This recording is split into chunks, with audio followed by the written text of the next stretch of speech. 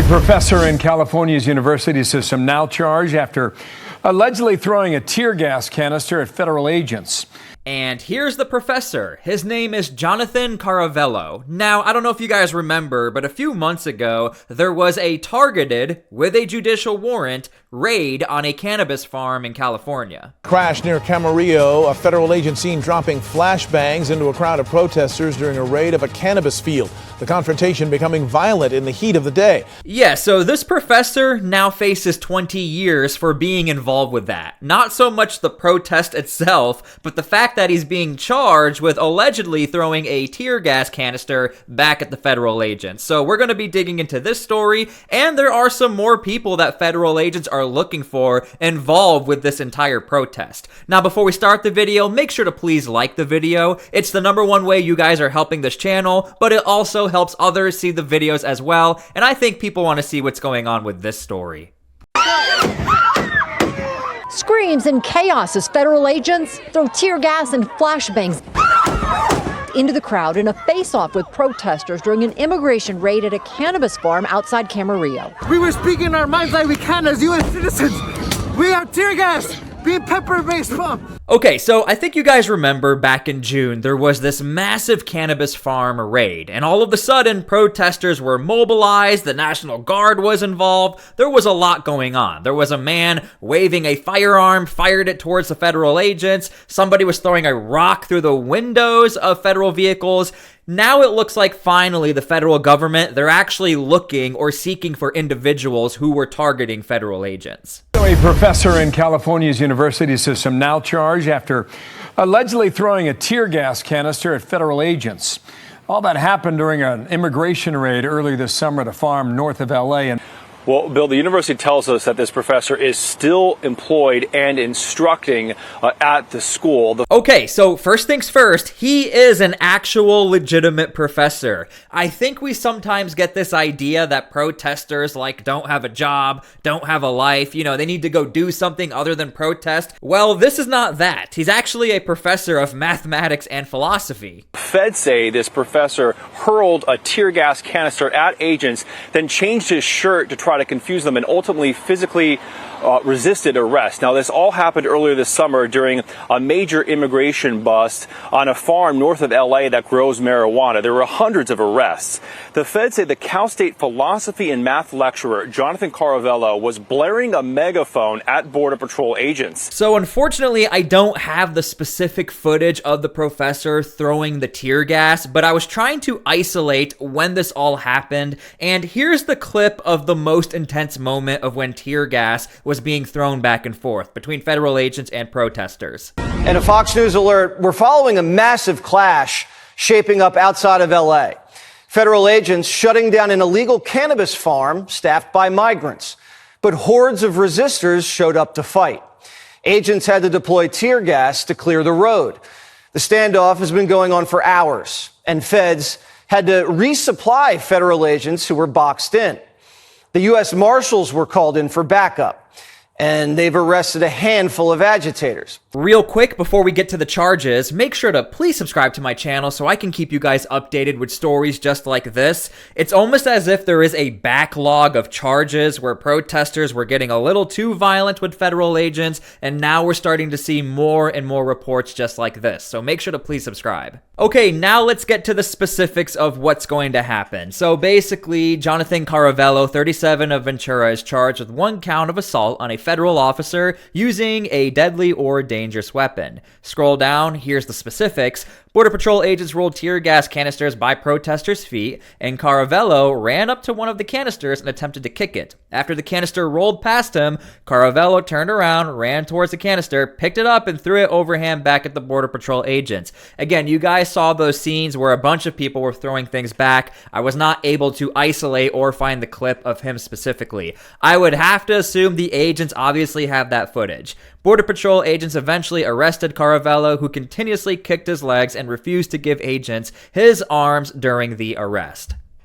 Investigators say surveillance shows Caravello in a blue floral shirt. Agents used tear gas canisters to push back Caravello and agitators, and that's when, quote, Caravello turned around, ran towards the canister, picked it up, and threw the canister overhand back at Border Patrol agents.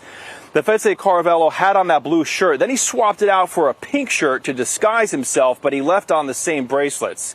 He kicked his legs and refused to give agents his arms when he was arrested, according to court documents. Now, after Caravello was taken into custody, California State University released a statement saying in part that he was peacefully protesting. Okay, at this point, nothing surprises me, but you guys can leave your comments down below how you feel about what the university said. Now, I want to remind you guys, even though he was protesting, there's another side to this. You are 100% allowed to protest. That is the great thing about this country. It's defended within our Constitution to be able to protest. But this was a targeted raid, like a judicial warrant was signed off to go into this cannabis field and figure out what's going on here. Mind you, we now are knowing that there were minors who were unaccompanied during this raid, and also, again, this was signed off by a judge in California. This was not like a random raid and protesters randomly show up. So the point I'm trying to make is, if the federal government really wanted to, no matter what, they could probably charge all of these people with obstruction if they really wanted to. But as I highlight a lot on my channel, federal agents really try to avoid obstruction unless there's like actual physical contact. You don't see that charge too much. But the California Faculty Association claimed Caravello was, quote, kidnapped by ICE, a narrative that gained traction online and in reports. The association writing, "We strongly condemn the abduction of California Faculty Association professor, member, and activist Jonathan Caravello and other community members terrorized and arrested by federal immigration authority." Whenever I dig into these stories, it's never just protester arrested. There's always like really a backstory here, and I found this Instagram post. This is back in July with over 12,000 likes. So there was a lot of traction revolving around this missing person. Like, we're gonna actually read this. You guys let me know how you feel about it. Missing person, Jonathan Anthony Caravello. And then they gave the date of birth, professor at CSU Channel Islands. Kidnapped by unidentified ICE agents at 2:33 p.m. Thursday, July 10th at Las Posas Road, Laguna Road Community ICE Defense Protest. 4 masked agents dragged Jonathan away into an unmarked reason without identifying themselves, without giving the reason for arrest, and without disclosing where they are taking him. It has been over 24 hours since Jonathan's disappearance, and he does not have his medication with him. Now, let's just play this video. Again, I don't know what this is. Channel Islands professor and community member Jonathan Caravello has been kidnapped by ICE and is still missing.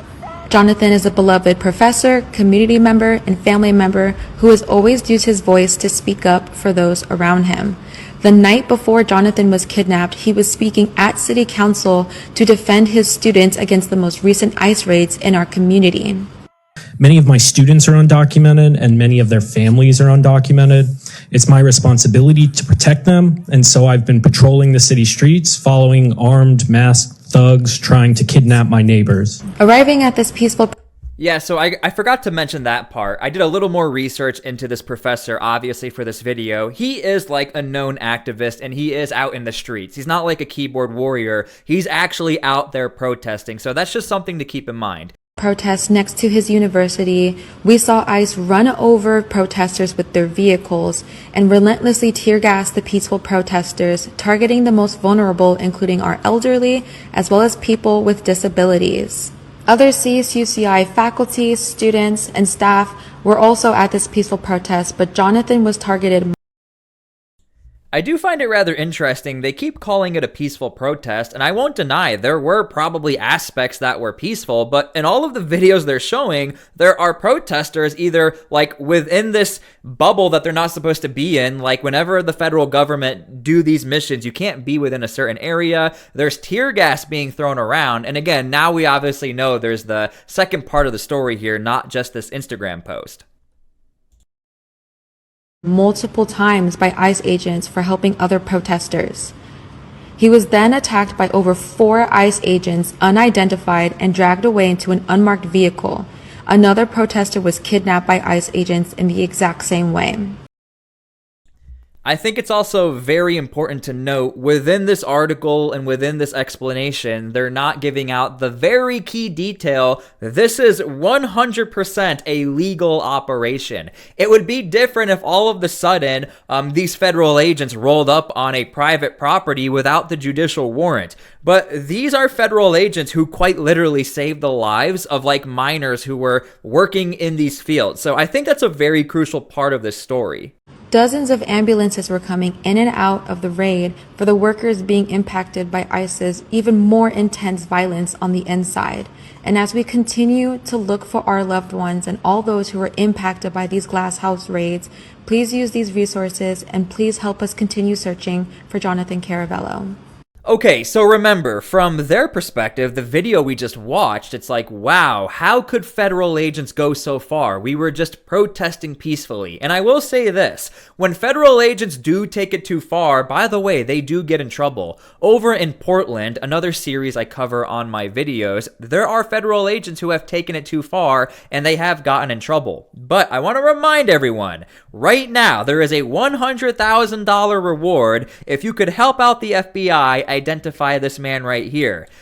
It was shown, or there's a video of him, it looks like he had a firearm and he fired it towards the federal agents. So the federal agents on the ground, they knew this happened and they knew how dangerous the situation was. They're not about to allow protesters get in the way of the safety of not only the federal agents, but the other protesters, but also the illegal immigrants that were apprehended on the farm. So this was a massive concern for the federal agents. So when you have one side saying everything is peaceful, you have federal agents saying, hold on, there was a guy with a firearm. This is why the federal agents look so aggressive. They knew what was going on the ground, and it was very dangerous. This video from Air 7 that appears to show this protester firing or aiming some sort of a gun at federal agents. This happened during that chaotic scene this afternoon.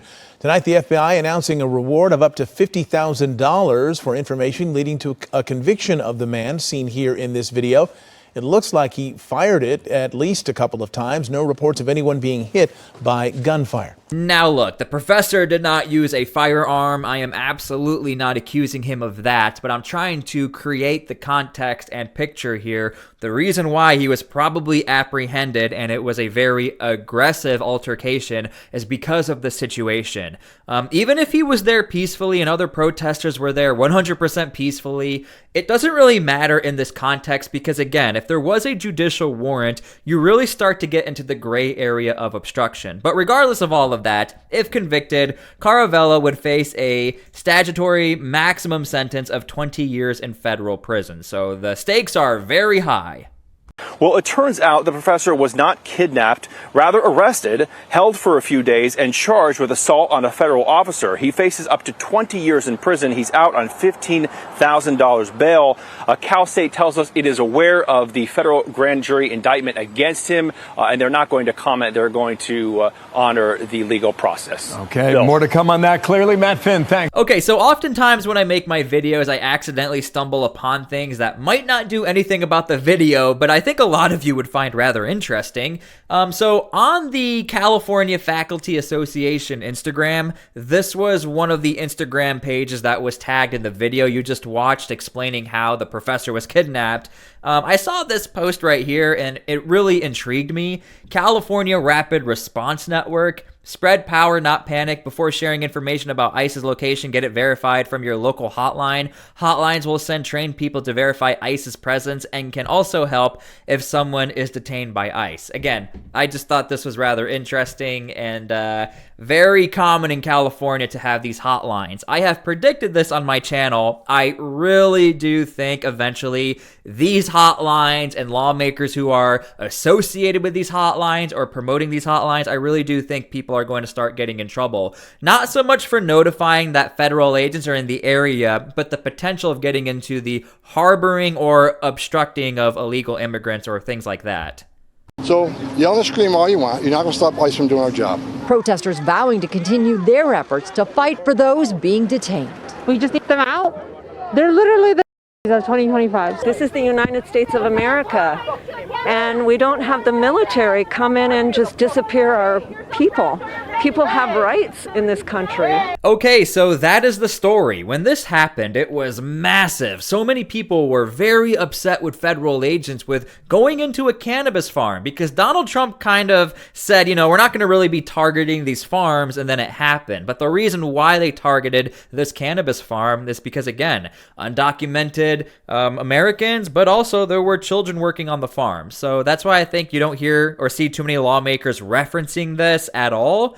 And now we're seeing more and more of these protesters actually get arrested. So let me know how you guys all feel about this. Again, to my knowledge and from the information I'm showing you guys, it looks like this professor, he still has a job. He's still working because, again, this is all alleged. He has not officially been, you know, found guilty, but we'll see what happens. Thank you guys so much for being here. God bless, and we'll see you all later.